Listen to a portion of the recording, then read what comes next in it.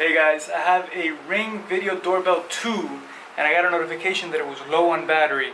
I'm going to show you guys how to change the battery on it. Let's check it out.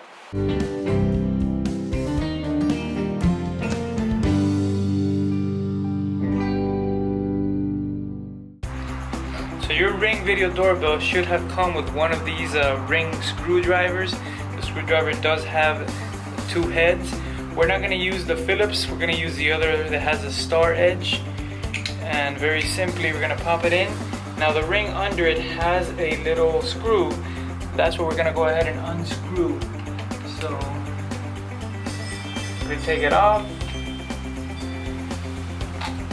We're going to then get the faceplate, just pressure, pull it out. And notice how there's a push button here. You just push and push it out. And now we can charge the battery. But what I recommend though is don't leave it like this.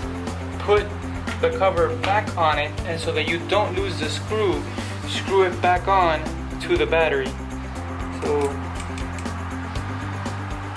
you notice we can put that right there. Let's give it a few twists. And now, even though there's no battery, pressing the button won't do anything, but any neighbors or anyone in the area won't be able to see or know that it's not functioning while you're charging your battery. Alright, so now that we have our Ring battery with the screw attached so that we don't lose it, we need to get the orange wire that Ring provides to charge. It's a regular USB, so we're just going to plug it in the right direction. We are going to get it to our power source. In this case, I have a wall charger. And there it is.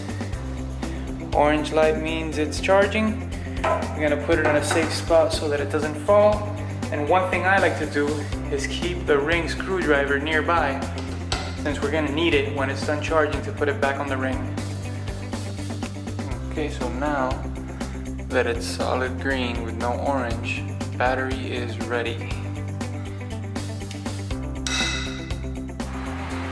Now to put the battery back, remember first to unscrew the screw that we had put on it. So let's take that off. Take off the faceplate.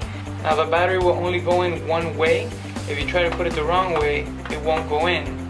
So it's the right way. Push until you hear that little click and the battery stays in place. Now we can get the faceplate mounted on until we hear the click, and once again put our screw back through the bottom. And our Ring is ready to go. If you like the video, remember to give a like, and there are links down on the description if you want to help out the channel. Why pay someone else to do it when you can do it yourself?